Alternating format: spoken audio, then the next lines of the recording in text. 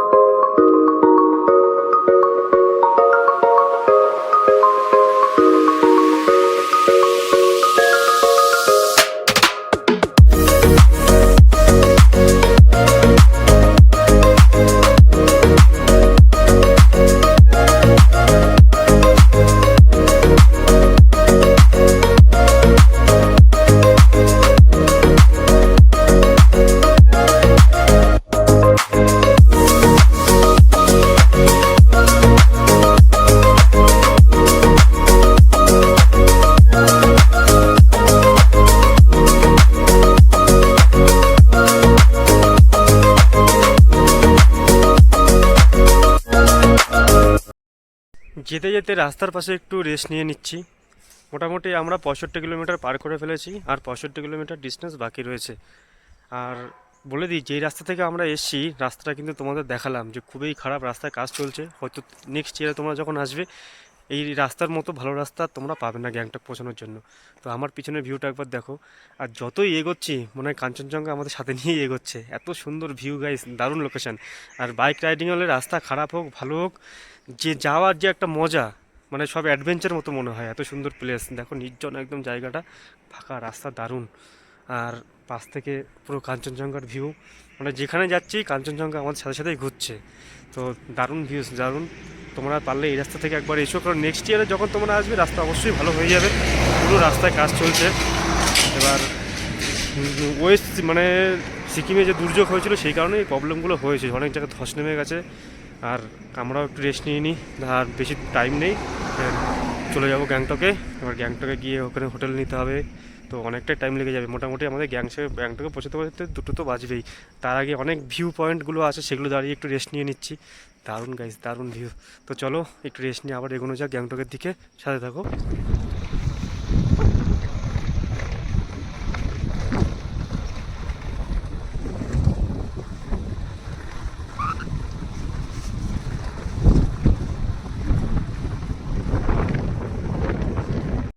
যেতে যেতে আবার দাঁড়িয়ে পড়লাম একটা অফবিট ভিউতে। তোমাদের তিস্তা নদীর কথা বলেছিলাম, দূরে দেখো ওই যে বয়ে চলেছে তিস্তা নদী। এগুলো কিন্তু একদম অফবিট ভিউ, বাইকটা নিয়ে আসলে তোমরা এইসব ভিউগুলো পাবে না। সো অনেকটা সময় কাটালাম এই ভিউটার এখানে। আর নিচে ছোট্ট ছোট্ট গ্রাম, মনে হচ্ছে ছোট্ট ছোট্ট একটুখানি মানুষ, মানে এতটা ডিস্টেন্স রয়েছে। আর তিস্তা নদী দেখো জলগুলো কি সুন্দর বয়ে চলেছে, এখন শুকনো, তাতেই যা জল আছে আর পুরো ভর্তি হয়ে গেলে তো নদীটার রূপ আরও অন্যরকম ধারণ করে। আর ভাই ওদিকেও ফটো তোলা ব্যস্ত, দেখো ব্যাগটা সব ফেলে দিয়েছি তো ফটো তোলার জন্য। তো আবার এগোবো।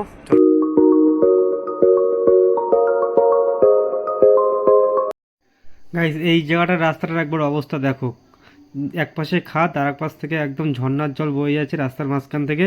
আর একদম বড় বড় পাথর রয়েছে, কিন্তু প্রচণ্ড পরিমাণে স্লিপ, কী করে এগোবো খুব ভয় লাগছে। আর সাইডটা একবার দেখে নাও, বাংলা রোড ধরে আসলে কিন্তু তোমাদের এরকম একটা অ্যাডভেঞ্চার হবেই হবে, যতক্ষণ রাস্তাটা ঠিক না হচ্ছে। তো দেখো কীভাবে যাচ্ছি, আর গাড়ির অবস্থা দেখেছো কী হয়েছে। তো এইভাবেই কিন্তু পার হতে হবে আমাদের পিলিং থেকে গ্যাংটক। ওপাশ থেকে আবার গাড়ি আসছে।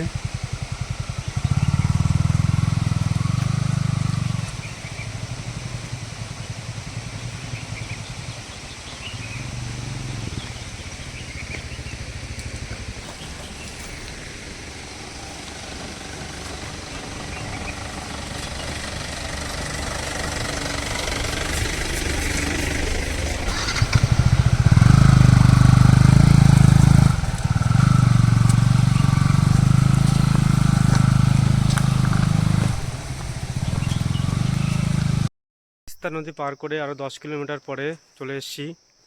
দেখো অরেঞ্জ বাগান, চারিদিকে শুধু অরেঞ্জ আর অরেঞ্জ, মানে কুলের মতো। দেখো অরেঞ্জ গাছ থেকে পড়ে পেকে পড়ে আছে গাছে, এত পরিমাণে অরেঞ্জ। তো চলো এখন যাওয়া যাক আর একটু সামনের দিকে। দারুণ, খুব সুন্দর লাগলো, মানে দার্জিলিংয়ে এরকম অরেঞ্জ বাগান দেখিনি। দার্জিলিংয়ে ঘুরলাম, পেলিংয়ে ঘুরলাম, কিন্তু গ্যাংটকে ঢোকার আগেই পুরো মন শান্তি হয়ে গেল অরেঞ্জ দেখে।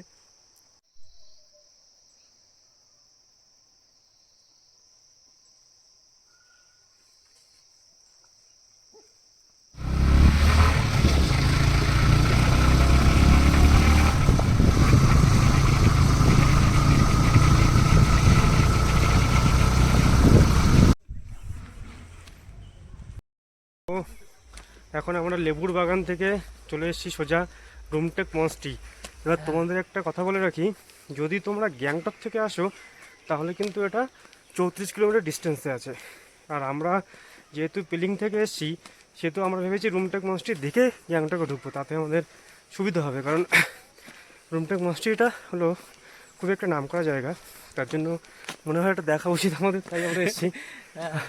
আর পেলিং থেকে এর ডিস্টেন্স প্রায় 84 কিলোমিটার পড়লো পেলিং থেকে। এবার যেহেতু পেলিং থেকে আমরা গ্যাংটক দিয়ে যাচ্ছি, রাস্তা যেহেতু পড়ছে, তাই আমরা শর্টকাটে এখান থেকে একবারে দেখে গেলাম। নয়তো গ্যাংটকে গেলে ওখান থেকে ফিরে আসতে আবার 34 কিলোমিটার এক্সট্রা আমাদের জার্নি করতে হতো, সেই কারণে এটাই বেটার হলো। তো তোমরা যদি পেলিং থেকে বাংলা রোড ধরে আসো তাহলে কিন্তু তোমাদের সুবিধা হবে।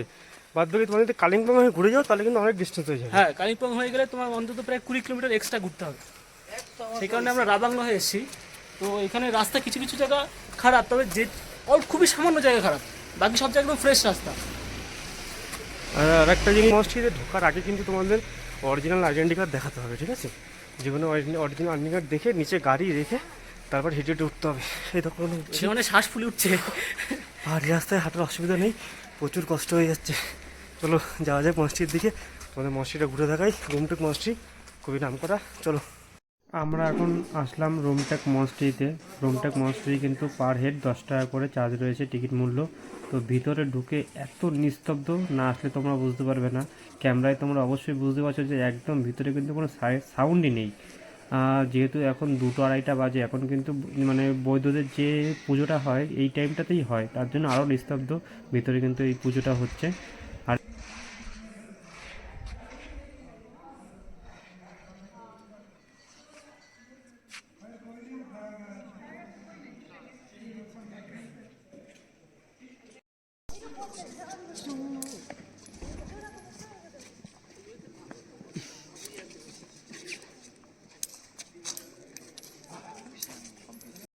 এখন আছি রুমটেক মনস্ট্রির ছাদের উপর, মানে এখানে একটা ব্যালকনি টাইপের করা আছে তার ভিতরে।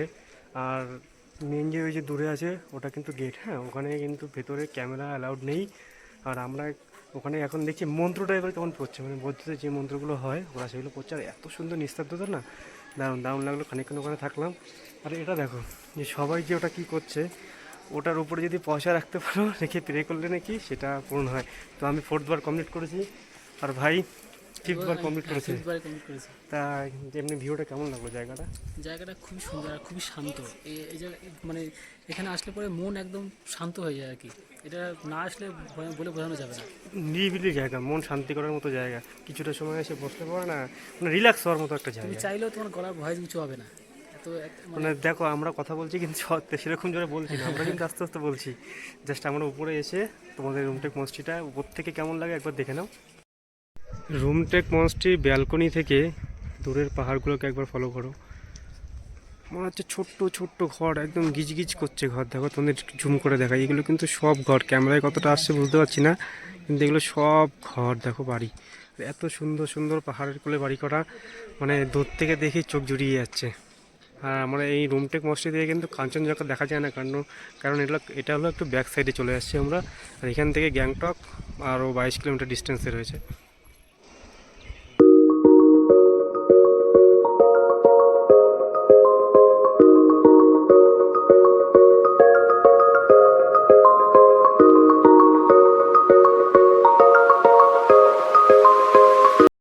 রুমটেক মনস্ট্রি থেকে আমরা এখন এসেছি গ্যাংটক রোপওয়েতে। রুমটেক মনস্ট্রি থেকে গ্যাংটক রোপওয়ে 22 কিলোমিটার ডিস্টেন্স। তো গাইস দেখো পিছনে এখন গাড়ি পার করলাম, টিকিট কেটে এখন রোপওয়েতে যাবো। চলো। রোপওয়ের টিকিট কেটে চলে এসেছি লিফটে। এখানে কিন্তু রোপওয়ের টিকিট কেটে তোমাদের লিফটে করে 4 তলায় যেতে হবে, তারপর ওখান থেকে রোপওয়ে টিকিট নিয়েছে পার হেড 130 টাকা করে। টাইমিং তোমাকে দেখিয়ে দিয়েছি সকাল 9টা থেকে বিকেল 5টা পর্যন্ত। তো চলো এখন রোপওয়ে এনজয় করা যাক। উপরে উঠে এখানে টিকিট এন্ট্রি করে আমরা এখন উঠবো রোপওয়ে ভ্যানে। দেখো রোপওয়ে ভ্যানটা কিন্তু যথেষ্ট বড় আছে গ্যাংটকে, আর ভেতরে 10 থেকে 12 জন একবারে ভিজিট করতে পারে। তো রোপওয়ের ভেতর থেকে গ্যাংটকের ভিউটা একবার দেখো গাইস, দারুণ লাগছে। নিচ থেকে রাস্তা যাচ্ছে, ছোট্ট ছোট্ট মনে হচ্ছে গাড়ি যাচ্ছে। এক পাশে একদম বড় বড় পাহাড়, আর এক পাশে রয়েছে এরকম বাড়িঘর। ভিউটা একবার এনজয় করো।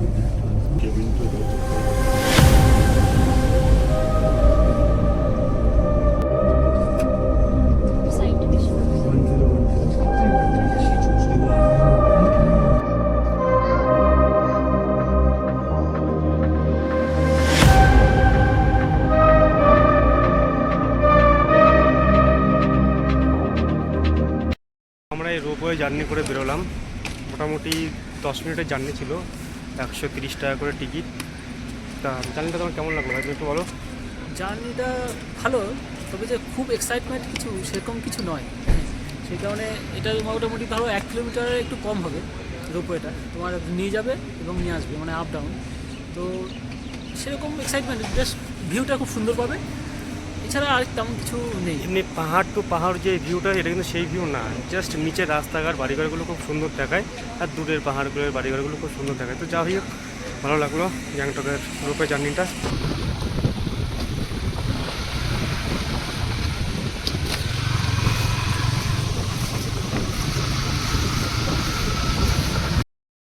ডাইরেক্ট পেলিং থেকে চলে আসলাম এখন গ্যাংটকে আসার আগে কিন্তু দুটো স্পট কভার করেছি। সেটা হলো আপনার তোমার রুমটেক মনস্ট্রি, আর একটা হলো গ্যাংটক রোপওয়ে। তো রোপওয়ে ভিজিট করার পরে এখন মোটামুটি 4:30-5টা বেজে গেছে। তো হোটেলও নেওয়ার ব্যাপার ছিল, তো আমি এমজি মার্কের কাছে একটা হোটেল নিয়েছি। এই যে এখন হোটেলের ভেতরে চলে এসেছি। তো চলো এখন ফ্রেশ হয়ে একটু বাইরের দিকে বেরোনো যাক। তো গাইস আজকের ব্লগটা এখানেই শেষ করলাম। ভালো লাগলে লাইক কমেন্ট শেয়ার অবশ্যই করো, আর চ্যানেল থেকে সাবস্ক্রাইব করে পাশে অবশ্যই থেকো। দেখা হচ্ছে নেক্সট ভিডিওতে। Good bye, tata.